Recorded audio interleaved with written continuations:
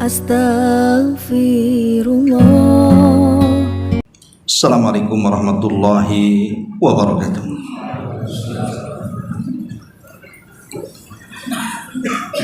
Alhamdulillah wassalatu wassalamu ala rasulillah wa ala alihi wa sahbihi wa mawalah wa la hawla wa la quwata illa billahi wa ba'd. Alhamdulillah, di malam ini kita kembali duduk di rumah daripada rumah-rumah Allah Subhanahu wa ta'ala.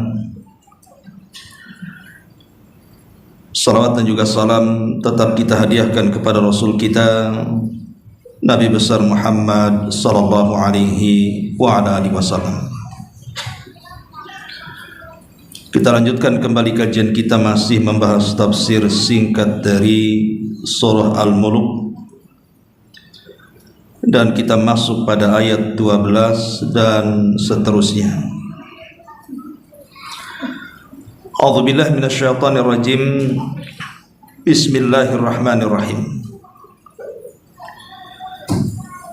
Innal ladzina yakhshawna rabbahum bil ghaibi lahum maghfiratun wa ajrun kabir.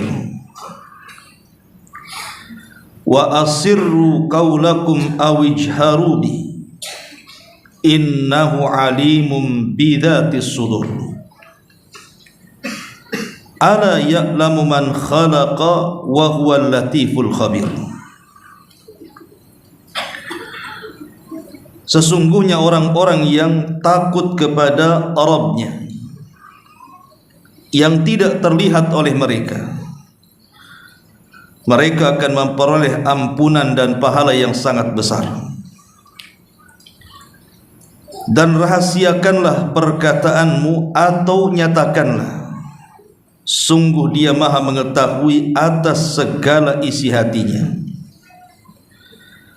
Apakah pantas Allah yang menciptakan itu tidak mengetahui, sementara Dia Maha halus dan Zat yang Maha mengetahui segalanya. Ma'asyiral muslimin wal muslimat rahimani wa rahimakumullah. Ayat sebelumnya menjelaskan tentang kondisi orang-orang kafir dan azab yang disediakan oleh Allah Subhanahu wa ta'ala dengan neraka yang menyala-nyala. Dan kebiasaan Al-Quran, kalau disebutkan tentang akibat orang-orang kafir, maka akan disebutkan juga akibat orang-orang yang beriman. Makanya kenapa Al-Quran disebut Al-Mathani, selalu ada lawan yang dibicarakan. Lah dalam ayat ke-12 dari surah Al-Mulk ini menjelaskan kepada kita tentang akibat dan balasan orang-orang yang beriman kepada Allah Subhanahu wa ta'ala. Di sini Allah Subhanahu wa ta'ala mengatakan, innal ladzina yakhshawna rabbahum, sesungguhnya orang-orang yang mereka takut kepada Rabb mereka, bil ghaibi, di mana mereka takut kepada Allah Subhanahu wa ta'ala, atau kepada Rabb mereka yang memang tidak terlihat oleh mereka, tapi mereka sangat takut kepada Zat yang tidak terlihat itu. Maka sebagai imbalan dan balasannya, lahum maghfiratun wa ajrun kabir,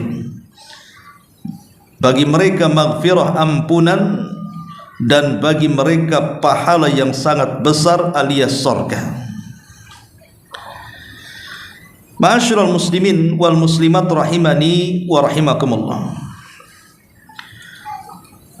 Di sini Allah Subhanahu wa ta'ala menjelaskan tentang keutamaan orang-orang yang takut kepada Allah Subhanahu wa ta'ala.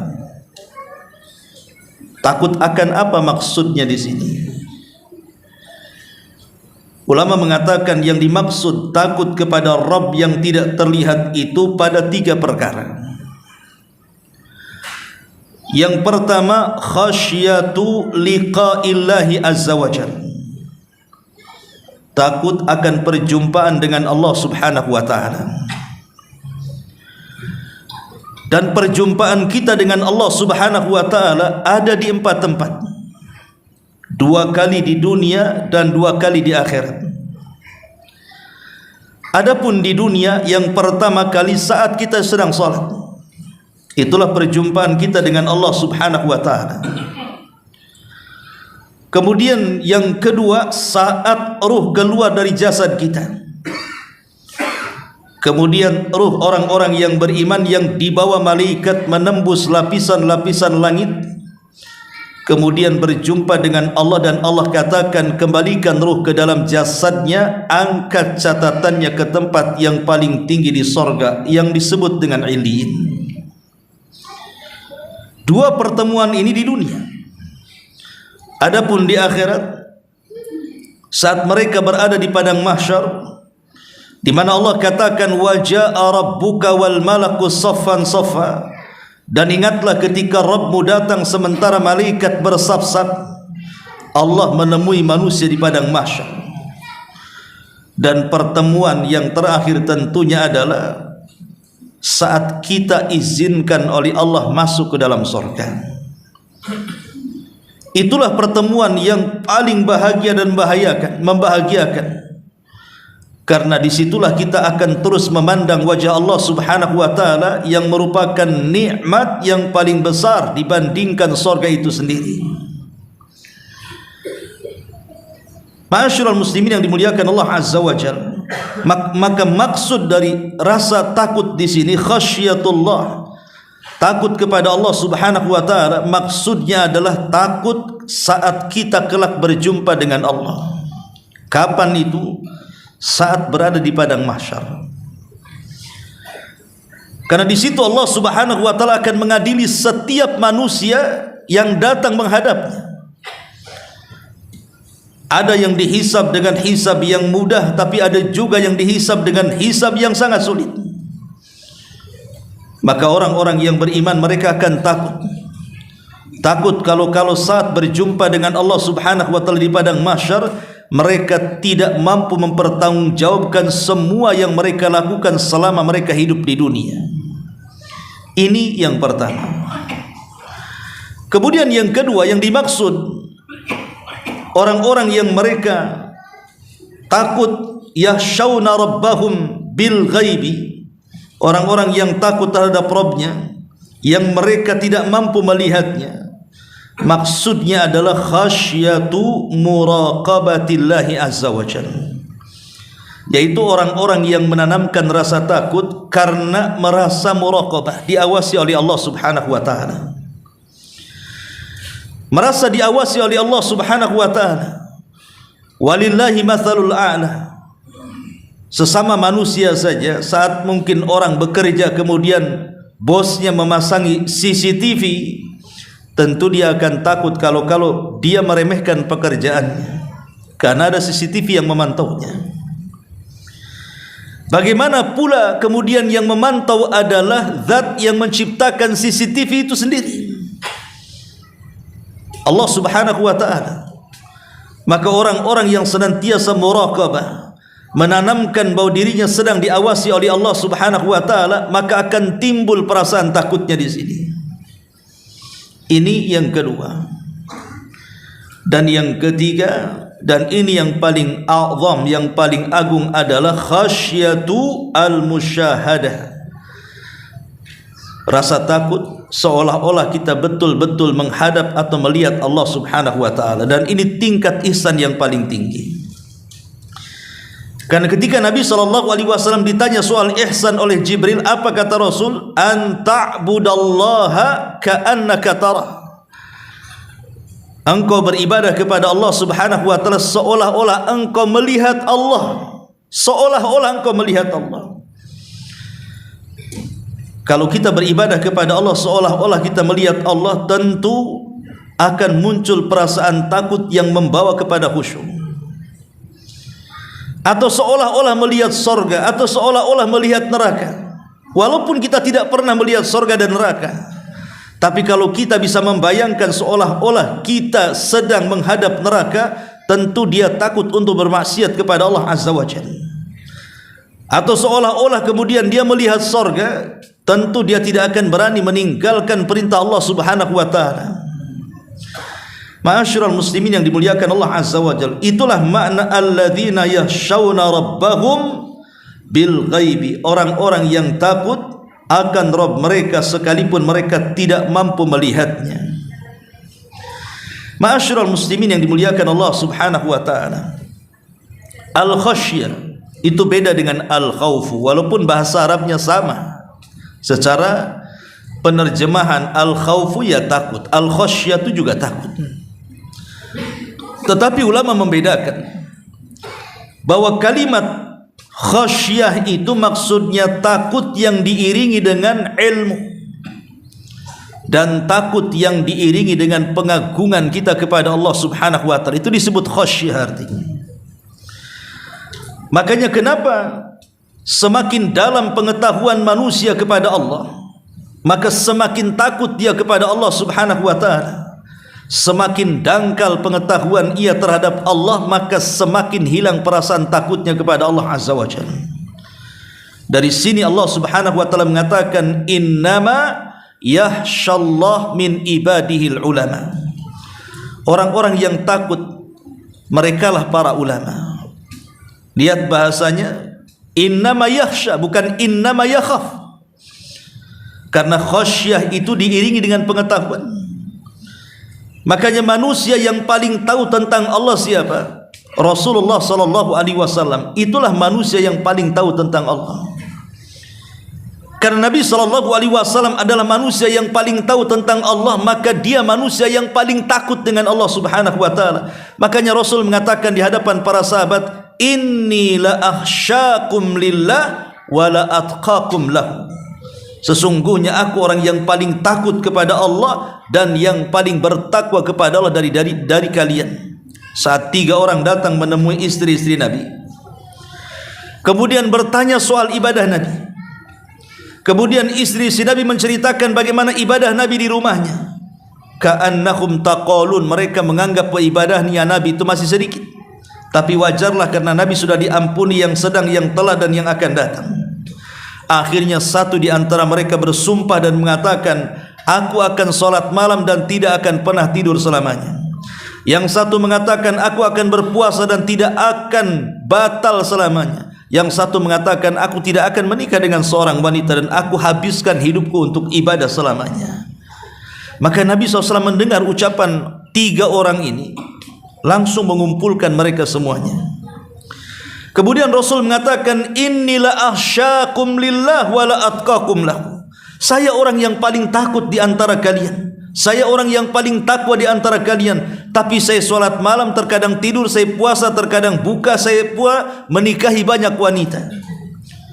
Syahidnya di sini Rasul mengatakan, innila akhsyakum lillah. Saya adalah orang yang paling takut kepada Allah. Ya, karena dia adalah orang yang paling paham dan mengetahui tentang Allah Subhanahu wa ta'ala. Maka khasyah itu adalah takut yang diiringi dengan pengetahuan. Pengetahuan itulah yang membawa dia takut kepada Allah Azza wa Jalla. Karena orang jahil itu dia tidak takut karena dia tidak tahu apa yang ditakutkan. Mau takut sama apa, dia sendiri tidak tahu apa yang ditakutkan. Tetapi orang alim tahu apa yang ditakutkan. Karena ketika dia tahu apa yang ditakutkan, tumbuhlah perasaan takut itu. Maka di sini Allah mengatakan, innama yakhshallah min innama alladzina yakhshawna rabbahum bil ghaibi. Orang-orang yang mereka dipenuhi dengan khasyah, perasaan takut kepada Allah walaupun mereka tidak sanggup melihatnya. Perhatikan bahasa Quran. Allah Subhanahu wa ta'ala ketika menyebut kalimat yakhshawna, Allah tidak mengatakan khasyaw, fi'lul madhi, tetapi Allah menggunakan fi'lul mudhari. Karena ada bedanya. Kenapa Allah tidak menggunakan fi'lul madhi tapi menggunakan fi'lul mudhari dalam bahasa Arab? Karena faedah daripada fi'lul mudhari adalah yufidud daimumah. memiliki faedah terus menerus. Artinya orang-orang yang mereka terus menerus, gitu maksudnya, terus menerus memiliki rasa takut kepada Rabb mereka, baik saat mereka berdiri, baik saat mereka duduk, baik saat mereka berbaring. Mereka senantiasa takut kepada Allah Subhanahu wa ta'ala. Baik saat sendirian, baik saat rame-rame, mereka menanamkan perasaan takut kepada Allah Azza wa Jalla. Baik ketika seseorang menampakkan ataupun menyembunyikan wa asirru qaulakum awijharu bi, tetap mereka takut kepada Allah Subhanahu wa ta'ala. Itulah sifat-sifat orang-orang yang mereka akan mendapatkan ampunan dan juga pahala yang besar berupa surga dari Allah Subhanahu wa ta'ala. Lahum maghfiratu wa ajrun kabir. Alladzina yakhshawna rabbahum, orang-orang yang mereka takut kepada Rabb mereka.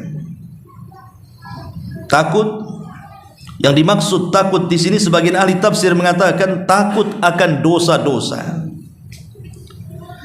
Takut akan dosa-dosa yang pertama yang bersifat al-khalawat. Dosa-dosa yang tersembunyi yang kita lakukan tidak ada yang tahu kecuali kita dengan Allah Subhanahu wa ta'ala. Karena dosa yang dilakukan tidak terang-terangan ini membahayakan pahala kita. Nanti pada hari kiamat akan datang manusia dihadapkan kepada Allah Subhanahu wa ta'ala membawa pahala sebesar gunung Tihama. Tiba-tiba faja'alaha haba'an manthura, Allah hilangkan tu pahalanya, tidak tersisa sama sekali. Kemudian para sahabat bertanya, kenapa bisa dihilangkan pahala sebesar gunung Tihama itu wahai Rasul? Maka Rasul mengatakan, karena mereka idza khalau bimaharimillahi intahakuha, kalau mereka bersendirian dan di hadapan mereka terdapat keharaman-keharaman Allah Subhanahu wa ta'ala, intahakuha, mereka pun merobek keharaman itu, mereka pun menerjang keharaman itu, karena dia mengira bahwa tidak ada yang tahu apa yang ia perbuat selama ini dari maksiat-maksiat yang tersembunyi. Tapi dia tidak paham bahwa wa asirru qaulakum awijharu bi, baik kalian terang-terangkan ataupun kalian sembunyi-sembunyikan, tetap Allah Subhanahu wa ta'ala tahu. Makanya maksudnya orang-orang yang takut kepada Rabb mereka adalah orang-orang yang takut ketika mereka terkena dosa-dosa khalawat, dosa-dosa yang tidak ada yang tahu kecuali kita dengan Allah Subhanahu wa ta'ala. Ataupun yang dimaksud di sini dosa-dosa qalbiyah, dosa-dosa yang di dalam hati kita. Jadi orang-orang yang takut kepada Rabb mereka sementara mereka tidak bisa melihat Rabb mereka, maksudnya takut akan dosa-dosa yang tersembunyi yang ada dalam hati kita, seperti hasad, dengki, iri, dendam dan yang semacamnya. Dia berusaha untuk menghilangkan penyakit-penyakit hati itu karena mereka takut kepada Allah Subhanahu wa ta'ala. Ataupun dosa-dosa yang manusia tidak melihatnya. Boleh jadi mungkin dia mencuri tengah malam, manusia tidak melihatnya, atau mencopet, atau mungkin seorang suami selingkuh dari istrinya karena istri tidak melihatnya, atau mungkin sebaliknya, dan begitu seterusnya. Maka orang-orang yang takut akhirnya mereka pun terhindar dari dosa al-khalawat ataupun dosa qalbiyah atau dosa la yarahan nas yang manusia tidak melihatnya. Maka Allah Subhanahu wa ta'ala katakan lahum maghfiratun wa ajrun kabir, maka bagi mereka maghfirah, ampunan, dan juga pahala yang sangat besar. Ma'asyiral muslimin yang dimuliakan Allah Subhanahu wa ta'ala, takut ini penting untuk ditanamkan karena dia satu di antara rukun ibadah qalbiyah. Kita tahu bahwa rukun ibadah hati itu kan 3. Pertama cinta, yang kedua harap, dan yang ketiga takut. Jadi takut ini perkara yang sangat penting. Kenapa demikian? Pertama, karena tidaklah tersifati dengan sifat ini kecuali dia orang yang bertakwa. Kalau dia tidak bertakwa, tidak mungkin ada sifat takut dalam hatinya. Makanya Rasul mengatakan, innila ahsyakum lillahi wala atqakum. Saya orang yang paling takut di antara kalian dan paling bertakwa. Rasul mengiringkan kalimat takut dengan takwa di sini. Kenapa? Karena sifat takut tidak mungkin dimiliki kecuali orang-orang yang bertakwa. Yang kedua, takut ini bisa menjauhkan kita dari segala macam maksiat. Kalau orang tidak memiliki rasa takut, akan diterjang banyak maksiat, baik maksiat terang-terangan ataupun maksiat tersembunyi-sembunyi, pasti akan diterjang dia, karena dia tidak punya rasa takut kepada Allah Subhanahu wa ta'ala. Dan yang ketiga, takut itu menyebabkan datangnya keikhlasan, karena hanya orang yang takut itulah yang ikhlas. Tapi sebaliknya, orang yang tidak takut selamanya tidak akan ikhlas. Boleh jadi dia sum'ah, boleh jadi dia riya, boleh jadi dia takabur dan ujub. Tetapi ketika dia memiliki rasa takut, maka tumbuhlah perasaan ikhlas itu. An ta'budallaha ka'annaka tarahu fa illam takun tarahu fa innahu yarah. Ma'asyiral muslimin yang dimuliakan Allah Subhanahu wa ta'ala, tentu takut ini ada macam-macamnya. Pertama, ada takut yang disebut dengan mahmudah, dan yang kedua ada takut yang disebut dengan madhmumah. Jadi ada takut yang sifatnya terpuji, tapi ada juga takut yang sifatnya tercela. Adapun takut yang sifatnya terpuji itulah khasyatullah, perasaan takut kita kepada Allah Subhanahu wa ta'ala. Akhirnya dengan takut itu kita semangat beribadah, dengan takut itu akhirnya lari dari kemaksiatan kepada Allah Azza wa Jal, dan dia berusaha untuk mencari redha dan juga pahala Allah Subhanahu wa ta'ala. Tapi di sana ada takut yang tercela, takut yang diberikan kepada selain Allah Subhanahu wa ta'ala, takut yang diberikan kepada selain Allah Azza wa Jal. Akhirnya kemudian dengan takut yang diberikan kepada selain Allah Subhanahu wa ta'ala ini mengakibatkan akhirnya al-qunutu wal yas, putus asa dia, dan bahkan bisa menjerumuskan kepada kesyirikan kan. Orang yang takut kepada selain Allah Subhanahu wa ta'ala bisa menjerumuskan kepada kesyirikan. Dahulu di zaman jahiliyah, apabila lewat di sebuah tempat yang menyeramkan, maka mereka akan permisi di tempat itu kepada pemimpin tempat itu, kepada sayyidnya kaum tempat itu. Padahal yang menakut-nakuti itu adalah jin. Pokoknya orang-orang jahiliyah itu seperti itu. Kalau lewat saja, mereka akan permisi kepada tuan pemilik tempat lembah itu.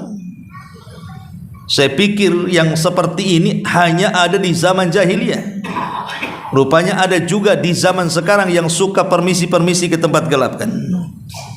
Ada pohon agak angker, permisi mbah mau lewat. Ada yang seperti itu, ada. Kalau naik motor di klakson tit gitu ya, lewat gitu ya. Untuk apa permisi? Coba kalau seandainya ada jawaban, permisi, ya kira-kira makin takut atau makin berani? Makin ngacir lah dan itu. Tidak perlu takut. Makanya kemudian ajaran itu dihapuskan oleh Nabi. Kata Nabi SAW, idza nazala manzilan, kalau engkau singgah di sebuah tempat yang nampaknya angker tempat itu, maka Rasul mengatakan, katakan a'udzu bikalimatillahi tammati min syarri ma khalaq. Kata Rasul, lam yadurrahu hatta yartahil min manzilihi dzalik. Maka tidak ada yang memadaratkan dia sampai dia melintasi tempat itu. Ya, makanya di sini itulah takut tercela, takut kepada selain Allah Azza wa Jalla, bisa dampaknya kepada kesyirikan. Ya. Ma'asyiral muslimin yang dimuliakan Allah Subhanahu wa ta'ala. Tapi tentunya juga yang namanya memupuk perasaan takut kepada Allah Subhanahu wa ta'ala tentu harus ada sebab. Macam mana caranya supaya kita ini mudah takut kepada Allah Subhanahu wa ta'ala? Ya tadi yang pertama adalah belajar, menuntut ilmu, hadir di majelis ta'lim. Karena takut itu tidak mungkin muncul kecuali karena ilmu. Innama yakhshallah min ibadihil ulama. Sesungguhnya orang-orang yang takut merekalah para ulama, merekalah orang-orang yang memiliki pengetahuan. Maka kalau ingin memupuk perasaan takut, berbanyaklah hadir di majelis ilmu. Maka takut itu akan datang kepada kita. Kemudian yang kedua, salatul laili. Biasakan salat malam. Biasakan salat malam. Nabi SAW sampai mengatakan, wa rajulun dzakarallaha khalian fafadat aina. Ketika menyebutkan 7 orang yang akan mendapatkan naungan arsy di hari yang tidak ada naungan kecuali naungan Allah Subhanahu wa taala, salah satunya adalah wa rajulun dzakarallaha khalian fafadat aina. Seorang laki-laki yang berzikir kepada Allah tengah malam. Tidak ada yang tahu kecuali dia dengan Allah Subhanahu wa taala, dan dia mampu meneteskan kedua air matanya. Merekalah ahli tahajud, ahli qiyamul lail. Kemudian yang ketiga, al-istima'u lil Qur'an. Orang-orang yang akan tumbuh perasaan takutnya adalah orang-orang yang suka membaca Al-Quran dan mendengarkan Al-Quran. Membaca dan mendengarkan Al-Quran. Makanya satu hari Nabi SAW memanggil Abdullah ibn Mas'ud radhiyallahu anhu.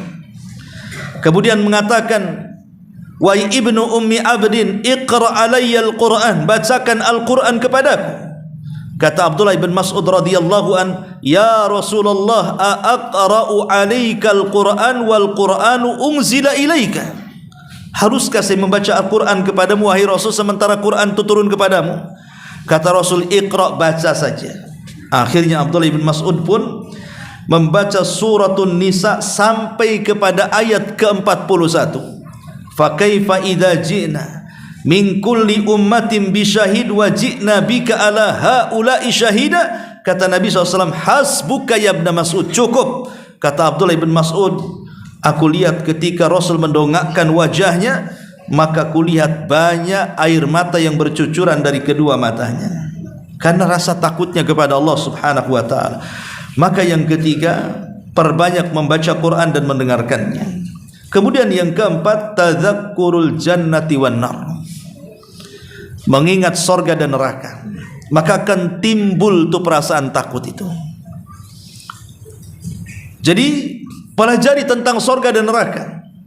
Sampai-sampai Abu Asim rahimahullahu ta'ala dia mengatakan, ra'aitu Hisham ibn Hassan, aku melihat Hisham ibn Hassan, seorang ulama salaf, ya.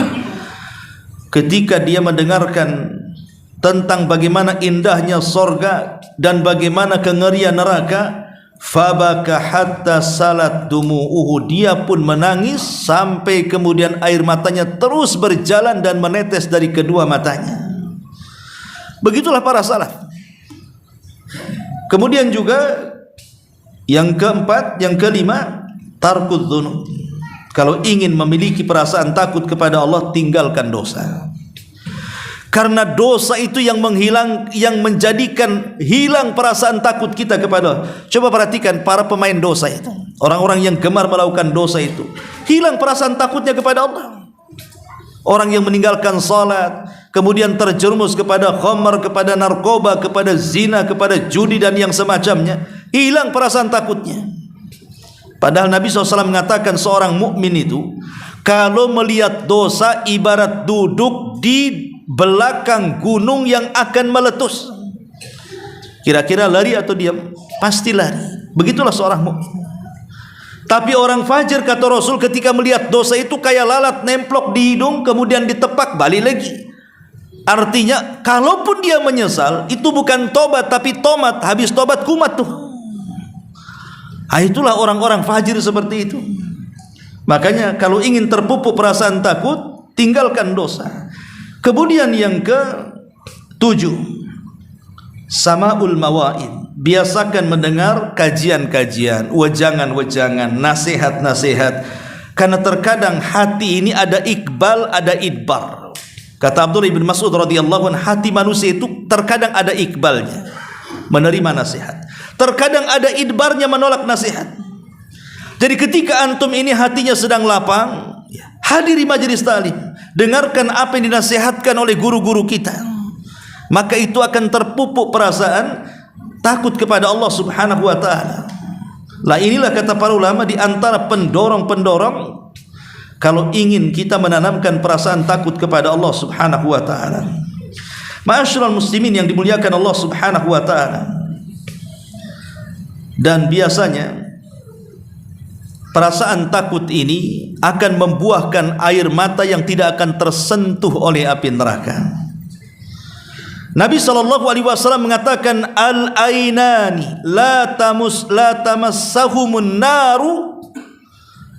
Ada dua air mata yang tidak mungkin disentuh oleh neraka.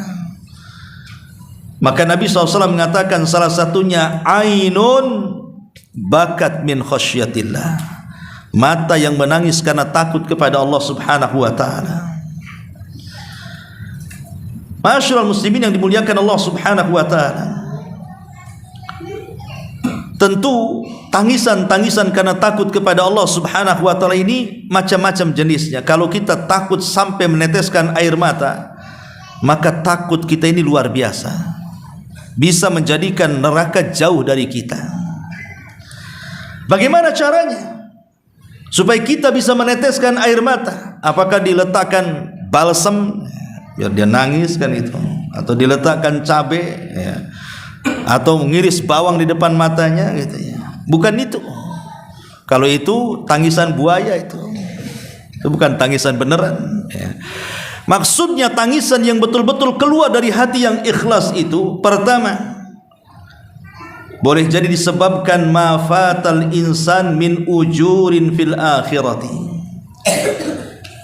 Dia merasa ada kehilangan dari pahala-pahala yang akan membuahkan hasil kelak di akhirat. Jadi kalau seandainya dia ketinggalan amal saleh itu, dia merasa sedih. Kenapa saya tadi tidak ngaji? Kenapa saya tadi tidak tahajud? Kenapa saya tadi tidak sedekah? Kenapa saya tadi tidak berbuat baik dan kebajikan? Dan begitu seterusnya. Hatinya itu lawamah, mencela dirinya ya. Kan jiwa itu kan ada tiga. Pertama ada ammaratum bisu, dan itu jiwa yang paling buruk, yang senantiasa memerintahkan kepada keburukan. Yang kedua ada namanya jiwa mutmainnah, jiwa yang tenang, dan itulah jiwa yang senantiasa penuh dengan kebaikan. Tapi ada di sana jiwa-jiwa di antara keduanya, di antara ammaratum bisu dan di antara mutmainnah, yang disebut dengan lawamah. Jiwa lawamah ini artinya jiwa yang selalu mencela dirinya. Tapi jiwa lawamah ini dilihat dia sedang mencela apa. Kalau dia mencela kebaikan yang sudah dilakukannya, bisa saja menjadi ammaratum bisu. Tapi kalau seandainya dia mencela jiwanya, kenapa dia tidak melakukan kebaikan, maka bisa saja naik kepada mutmainnah. Contoh umpamanya, ada orang bersedekah 100.000. Setelah dia bersedekah, dia pulang, diomeli sama istrinya. Bang, banyak kali kau sedekah. 10 juta dah banyak. Tengok tuh. Tengok apa katanya. Itu. Kalung belum dibeli katanya.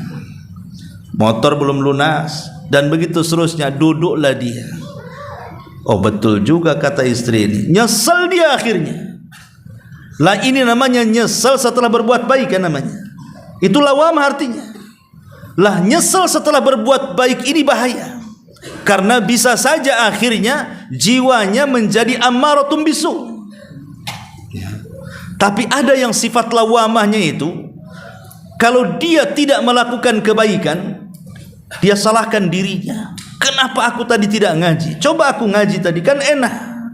Kenapa aku tidak ikut kerja bakti? Kenapa aku tidak berbuat baik? Kenapa aku tidak ini dan tidak itu?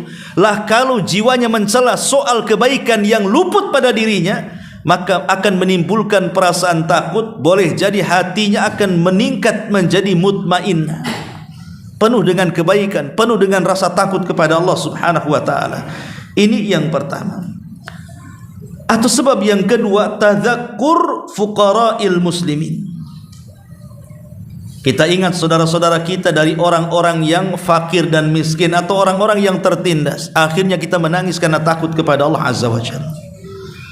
melihat saudara kita yang ada di Gaza yang dibantai oleh Israel, pamannya kan, melihat saudara kita yang terkena musibah, entah kena tsunami, kena gempa, kena gunung meletus, kena kebanjiran, kena puting beliung atau apalah namanya, kita lihat di YouTube, akhirnya kita pula nangis, ya. Itu tangisan itu karena takut kepada Allah Azza wa Jalla. Kenapa aku tidak bisa membantu mereka? Ini enggak, nangisnya itu kalau dengar lagu, oh lagunya ini rupanya menceritakan tentang kisah masa lalunya, nangis dia. Kenapa aku tidak kawin sama dia? Kenapa sama si ini pula yang hitam katanya? Ini kan bahaya kawan ya. Jadi ada orang-orang yang kemudian ketika melihat orang-orang susah di berita di YouTube, langsung dia terenyuh nangis dia. Itulah hati-hati yang lembut ikhwan. Karena dipenuhi dengan perasaan takut, akhirnya dia mampu meneteskan air mata. Ataupun yang ketiga, dha'ful basar. Mungkin dia Allah takdirkan mungkin buta. Tadinya melihat, kemudian dia buta. Atau mungkin tidak buta lah, mungkin rabun gitu ya. Akhirnya dia tidak bisa membaca Quran lagi. Yang dulunya bisa membaca Quran, akhirnya dia tidak bisa membaca Quran. Nangis dia kepada Allah Subhanahu wa ta'ala.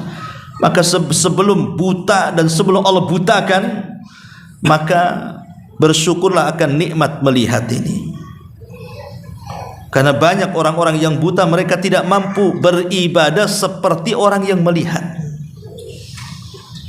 Ma'asyiral muslimin yang dimuliakan Allah Azza wa Jalla. Kemudian juga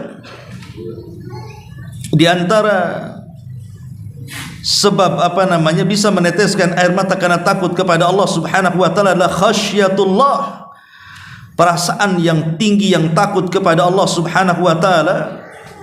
Kalau dia tidak dimasukkan ke dalam sorga dan justru dimasukkan ke dalam neraka, akhirnya dia pun menangis. Itulah hati-hati yang dipenuhi dengan rasa takut kepada Allah Azza wa Jalla. Makanya di sini Allah Subhanahu wa ta'ala mengatakan alladzina yakhshawna rabbahum bil ghaibi. Mereka orang-orang yang menanamkan takut kepada Rabb mereka sekalipun mereka tidak mampu melihat Rabbnya, maka Allah katakan lahum maghfiratun. Mereka akan mendapatkan maghfirah. Maghfirah itu bukan hanya sekedar ampunan ikhwan. Maghfirah itu maksudnya ampunan wasitru, dan juga penghalang yang Allah atau tabir yang Allah berikan kepada kita sehingga aib kita tidak tampak di hadapan manusia. Itu makna maghfirah. Jadi kalau kita meminta ampun, pamannya kita mengatakan Rabbighfirli wali walidayya warhamhuma kama rabbayani shaghira. Rabbighfirli, ya Allah ampunilah aku. Atau kita katakan astaghfirullahal azim, aku meminta ampun akan dosa-dosaku ya Rabb. Kalimat istighfar ini memiliki dua makna. Makna yang pertama, kita meminta kepada Allah Subhanahu wa ta'ala agar aib kita tidak ditampakkan di hadapan manusia ketika di dunia dan juga di akhirat. Dan yang kedua, agar Allah tidak mengazab gara-gara dosa yang kita lakukan di dunia. Jadi makna maghfirah itu dua ya. Pertama, Allah akan menutupi aib kita baik di dunia ataupun di akhirat. Dan yang kedua, dosa-dosa yang kita lakukan di dunia tidak akan disentuh azab pada hari kiamat. Makanya beruntunglah orang-orang yang meminta ampunan kepada Allah, kemudian Allah ampuni dosa-dosanya, karena aibnya akan ditutup dan dosanya tidak menjadikan dia diazab. Itulah orang-orang yang takut kepada Allah Azza wa Jalla. Mereka akan mendapatkan maghfirah, akan ditutup aibnya oleh Allah Subhanahu wa ta'ala di dunia dan akhirat. Karena begini ikhwatu fiddin, satu saja aib kita ditampakkan oleh Allah, itu malunya seumur hidup kita akan derita. Coba betapa banyak orang-orang yang dulunya hidup senang, tiba-tiba terbongkar aibnya. Contoh umpamanya, ada orang yang korupsi triliunan, tahu-tahu ketahuan, akhirnya dibongkar oleh Allah sampai kemudian viral kan, itu viral lah kan gitu ya. Apa enggak malu dia? maka dia berusaha untuk klarifikasi, aku enggak korupsi. Percuma juga. Kalau Allah sudah hinakan, tidak ada yang mengangkat derajat dia. Sebagaimana kalau Allah muliakan, tidak ada yang bisa menghinakan dia. Lah dari sini kita tahu bahwa kalau satu saja aib itu dibongkar, subhanallah, maka hidupnya itu akan dipenuhi rasa kehinaan. Sampai ada satu keluarga,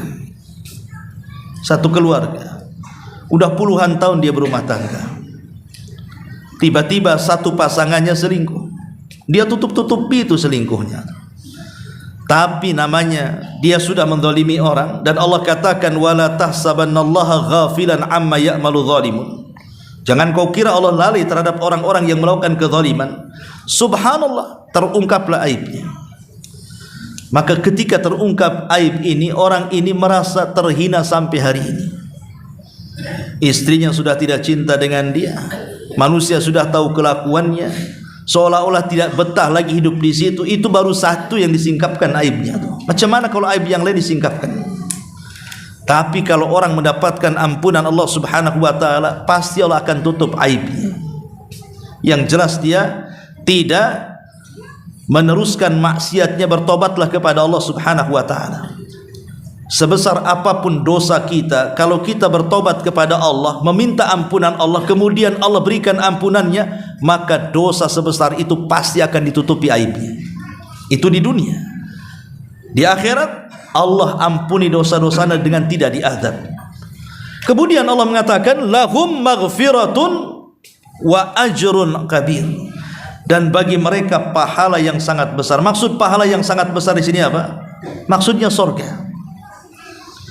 Jadi orang-orang yang takut kepada Rabb mereka, yang tidak terlihat oleh mereka, bagi mereka memperoleh ampunan dan bagi mereka akan mendapatkan pahala besar. Maksudnya akan memperoleh surga. Pertanyaannya, apakah surga itu jaza, balasan? Apakah orang masuk surga itu karena balasan dia sudah beramal saleh, sudah takut kepada Allah, akhirnya dengan takut itu merangsang dia untuk beramal dan menjauhi maksiat? Apakah surga itu bentuk balasan dari amal saleh? Kita katakan dirinci pembahasannya, karena tidak ada yang masuk surga karena amalannya. Nabi SAW pernah dikatakan, wala anta ya Rasulullah, apakah engkau juga sama wahai Rasul, engkau tidak akan masuk surga dengan amalanmu? Kata Rasul, ya, saya pun sama, tidak akan masuk surga dengan amalan saya. Lalu apa yang menjadikan manusia masuk surga dan apa yang menjadikan Nabi SAW masuk dalam surga? Kata Nabi SAW, walakin, akan tetapi kata Rasul, Allah sudah meliputkan rahmatnya kepadaku, illa an yataghammadiyallahu birahmatihi. Karena rahmat Allah lah kita masuk ke dalam surga. Berarti kalau kita tahu dari hadis ini, surga itu bukan balasan amal.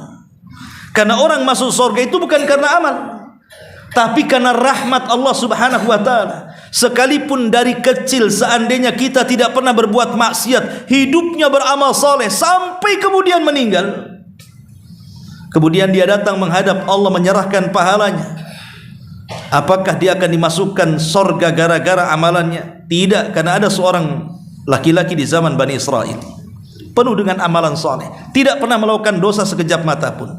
Ketika dia meninggal dunia, dia dihadapkan di pintu surga. Kemudian dikatakan kepada orang ini, udkhulil jannah bi rahmati, masuk ke dalam surga dengan rahmatku. Dia mengatakan, oh, tidak bisa. Kalau saya ini pernah melakukan dosa ya Rabb, ya boleh jadi saya akan masuk surgamu dengan rahmatmu, tapi seumur hidup saya tidak pernah melakukan dosa ya Rabb, maka masukkan aku dengan amalanku. Maka Allah mengatakan, baik kalau begitu hitunglah berapa pahala amalan. Akhirnya dihitung oleh dia. Rupanya pahala amalannya tidak sebanding dengan nikmat yang Allah anugerahkan kepadanya berupa penglihatan. Akhirnya karena dia takut tidak akan masuk surga, dia pun mengatakan, ya Rabb, sudah enggak apa-apa, masukkan aku ke dalam surga dengan rahmatmu, katanya. Ya kan? Tetapi walaupun demikian, rahmat itu tidak bisa diraih kecuali dengan amal. Ya. Jadi rahmat itu tidak mungkin bisa diraih kecuali dengan amal saleh. Ma'asyiral muslimin yang dimuliakan Allah Azza wa Jalla. Tapi perhatikan ayat ini, ada rahasia makna yang dalam, ikhwan. Di sini Allah Subhanahu wa taala mengatakan, dan orang-orang yang mereka menanamkan perasaan takut kepada Rabb mereka, sekalipun mereka tidak bisa melihat Rabb mereka, bagi mereka ampunan dan juga sorga. Seolah-olah Allah ingin katakan, seandainya ada orang yang berlaku maksiat, hidupnya penuh dengan kemaksiatan kepada Allah Azza wa Jalla, dan dia tidak pernah melakukan kebaikan karena hidupnya dipenuhi dengan maksiat, tiba-tiba satu hari dapatlah hidayah masuk ke dalam hatinya, dia pun menyesal dengan perbuatan dosanya, akhirnya menangis penuh dengan rasa takut kepada Allah Azza wa Jalla. Kalau Allah takdirkan dia meninggal, maka dia akan dimasukkan ke dalam surga, walaupun hanya semata-mata takut. Karena ada hadis, dahulu di zaman Bani Israel, ada seseorang yang sudah melampaui batas kehidupannya, tidak pernah berbuat baik, dosa dan dosa saja hidupnya. Ketika sebelum matinya dia takut, pasti aku masuk neraka nih, dan pasti kalau masuk neraka pasti Allah akan azab dengan azab yang belum pernah terjadi kepada siapapun kecuali kepada aku, katanya. Maka dia kumpulkan anak-anaknya dan mengatakan, kalau aku mati, bakar jasadku, kemudian abunya kalian lempar di semua air lautan di dunia ini. La in qadarallahu, katanya, kalau Allah takdirkan dia mampu menghidupkanku, katanya, pasti dia akan mengadab aku dengan adab yang belum pernah diadab siapapun di alam semesta ini. Akhirnya betul-betul ketika dia mati, wasiatnya dilaksanakan oleh anak-anaknya. Ketika sudah jadi abu, maka abunya disebar di semua pantai dan lautan. Dia salah, Allah itu ala kulli syai'in qadir. Maka ketika debu-debu itu sudah dihempas di semua lautan dan juga pantai, maka tiba-tiba Allah kumpulkan semua debu-debu itu, kemudian diciptakan kembali menjadi dirinya dan dihadapkan kepada Allah Subhanahu wa taala. Maka Allah katakan, ya fulan, apa yang kau lakukan dengan wasiatmu itu? Kenapa kau lakukan seperti itu? Apakah kau enggak yakin aku bisa menghidupkan kamu dengan caramu itu? Maka dia mengatakan, ya Rabb, khasyatuka, karena takutku kepadamu ya Rabb. Jadi dia berwasiat kepada anak-anaknya seperti itu karena perasaan takut yang mendalam. Akhirnya dia berwasiat seperti itu. Maka kemudian Allah mengatakan, kalau memang takutmu benar, takutmu jujur, dan Allah tahu tentang kejujurannya, akhirnya Allah pun memasukkan orang ini ke dalam surga karena perasaan takutnya. Lihat, semata-mata takut saja mereka akan dapat ampunan dan mereka akan mendapatkan surga. Maka siapapun yang melakukan dosa, kemudian dia ingin tobat dari dosa itu, kemudian tumbuh perasaan takut, maka yakinlah orang-orang itu akan mendapatkan ampunan, dan yakinlah orang itu akan mendapatkan surga dengan syarat apa? Dia tidak melanjutkan dosanya, dia tidak tajarrah, berani dengan dosanya, dan dia menghentikan dosanya. Saya akan contohkan. Nabi Allah Adam alaihi salatu wassalam dengan iblis laknatullah alaihi, itu kan dosanya berbeda. Kalau dosanya Adam alaihi salatu wassalam itu karena melanggar larangan, Allah katakan, wala taqraba hadhihi syajarah, jangan kau dekat-dekat pohon ini Adam. Didekati pula sama si Adam, dimakan pula buahnya. Itulah dosa Nabi Adam, melanggar larangan. Tapi dosanya si iblis bukan melanggar larangan, tapi dia membantah perintah, membangkang perintah. Kata Allah, sujud kau iblis. Wa idh qala rabbuka lil malaikati isjudu li Adam fasajadu illa iblis. Ketika Allah menyuruh sujud, kau iblis tak mau sujud pula. Berarti dosa iblis itu apa? Membantah perintah. Karena dosa di dunia itu cuma dua, mungkin melanggar perintah ataupun mengerjakan yang diharamkan, kan begitu? Dosa itu cuma dua saja. Allah perintahkan sesuatu, antum langgar. Allah larang sesuatu, antum kerjakan. Ya. Itulah dosa, karena dari dua orang ini, dari dua makhluk ini. Iblis, kata Allah, sujud, tak mau sujud, berarti dia melanggar perintah. Kemudian Allah mengatakan kepada Adam, jangan kau dekat-dekat ini ya Adam ya. Ini larangan loh ya. Diterjang pula larangan itu. Tapi lihat dua makhluk ini. Ketika Adam alaihi salatu wassalam, dia mengakui dosanya. Dia bertobat kepada Allah subhanahu wa ta'ala. Dia hentikan tobatnya karena takut kepada Allah azza wa jal. Fataba alaihi innahu huwa tawwabur rahim. Allah ampuni dosa-dosanya, Allah berikan maghfirahnya, dan Allah sediakan ajrun kabir, pahala yang sangat besar. Tapi iblis yatajarra, iblis kurang ajar. Setelah diusir dari sorga, bukannya dia bertobat, malah bersumpah dan menyalahkan Allah dan mengatakan, wa bi'izzatika, dan demi kemuliaanmu ya Rabb, katanya, aku akan sesatkan tuh. Bukannya tobat malah tajar, kurang ajar kan? Ketika dia kurang ajar, akhirnya Allah laknat iblis sampai kiamat dibangkitkan. Dari sini siapapun yang melakukan dosa, kemudian tertanam perasaan takut, kemudian tobat dan berhenti dari dosa, lahum maghfiratun wa ajrun kabir. Mereka dapat maghfirah dan dapat pahala besar. Tapi kalau dia maksiat, timbul perasaan ingin tobat, tapi tak tobat-tobat, malah lebih kurang ajar, maka mafhum mukhalafahnya, mereka tidak akan mendapatkan ampunan dan mereka tidak akan mendapatkan pahala besar alias surga. Dan Allah katakan, orang-orang yang bermaksiat seperti ini, mereka tidak paham Allah itu mengetahui segalanya. Makanya Allah mengatakan, wa asirru qaulakum awijharu bih innahu alimun bidzati sudur. Mau kalian rahasiakan, mau kalian terangkan, Allah itu maha mengetahui segalanya, baik amal soleh ataupun dosa. Antum ngaji keras-keras, Allah tahu. Antum ngaji pelan-pelan, Allah tahu. Antum zikir keras-keras, Allah tahu. Antum zikir dalam hati, Allah juga tahu. Antum berdakwah dengan lisan antum, Allah tahu. Antum berdakwah dengan hati, dengan mendoakan, mengingkari sebuah kebenaran, Allah tahu. Allah tahu segalanya. Atau maksiat yang antum lakukan terang-terangan, Allah tahu. Atau maksiat yang antum tidak lakukan terang-terangan, Allah tahu. Allah itu alimun bidzati sudur. Semua yang tersembunyi dalam hati kita itu Allah tahu. Ya. Makanya Allah mengatakan, wa asirru qaulakum awijharu bi. Silahkan tampakkan atau sembunyikan ataupun terang-terangan. Lihat bahasa Al-Quran, Allah mendahulukan kalimat wa asirru, baru kemudian awijharu. Kenapa Allah dahulukan kalimat asirru, kalimat sembunyi, baru bicara terang-terangan? Karena amalan yang tersembunyi itu lebih mulia dibandingkan amalan yang terang-terangan. Ikhlas itu di mana tempatnya? Dalam hati, tersembunyi atau terang-terangan? Tersembunyi. Makanya kalau ada orang yang mengatakan ikhlas, ngantum ikhlas, orang ini jangan dikatakan ikhlas, dusta antum. Karena ikhlas itu bukan di lisan. Ikhlas kok ikhlas, ikhlas sampai 1000 kali dia ngomong ikhlas. Maka orang kayak gini nggak usah dipercaya. Kalau mulutnya bilang ikhlas, nggak usah dipercaya. Ikhlas itu tidak bisa ditampakkan. Ikhlas itu dalam hati, kemudian tampak dari perbuatan. Ya, kalau ikhlas kan senyum, ikhlas tapi sambil melotot, ya gimana ceritanya? Sambil gerutu, itu bukan ikhlas. Ya. Artinya ketika Allah mendahulukan asirru, artinya sembunyi-sembunyi baru terang-terangan, karena amalan yang sifatnya sembunyi-sembunyi itu lebih afdal dibandingkan amalan yang terang-terangan. Sedekah sembunyi-sembunyi lebih afdal dibandingkan terang-terangan.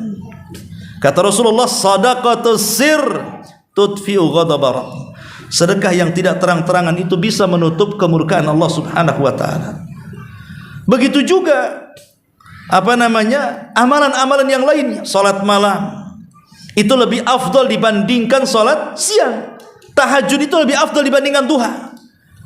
Makanya seafdal-afdal nafilah setelah wajib itu tahajud. Kenapa? Karena rata-rata tahajud itu tidak terang-terangan, tersembunyi di tengah kegelapan. Sementara duha ini sudah terang, tampak oleh manusia.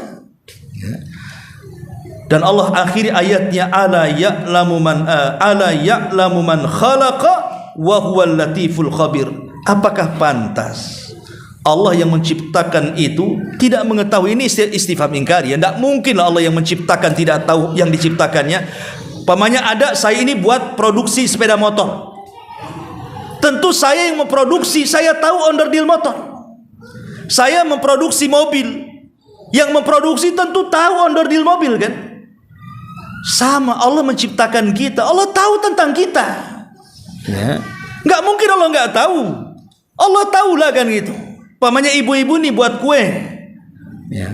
Pasti Allah, ibu-ibu tahu apa bahan kuenya, apa tepungnya, berapa campurannya. Ibu tahu karena ibu yang menciptakan kue itu kan. Maka siapapun yang menciptakan pasti dia tahu dengan ciptaannya. Walillahi matsalul a'la. Maka Allah Subhanahu wa taala jauh dibandingkan makhluknya. Allah tahu semuanya karena Allah yang menciptakan kita. Yang tersembunyi dari kita Allah tahu, yang terang-terangan dari kita Allah tahu. Ala ya'lamu man khalaqa wa huwa, karena dia zat yang maha halus. Maha halus. Al-khabir, al-khabir ini lebih dalam dibandingkan al-alim. Karena alim itu yang tampak, tapi khabir itu yang tersembunyi. Seolah-olah Allah ingin mengatakan Allah maha tahu yang tersembunyi dalam dada-dada kalian, atau saat kalian bersembunyi dari manusia, Allah tahu karena dia Al-Khabir. Dan juga Al-Latif, maha lembut, selembut apapun Allah tahu. Maka disinilah tertanamlah sifat muraqabah sehingga muncullah perasaan takut kepada Allah Subhanahu wa taala. Subhanallah bihamdika asyhadu an la ilaha illa anta astaghfiruka wa atubu ilaik. Allahu taala alam. Assalamualaikum warahmatullahi wabarakatuh.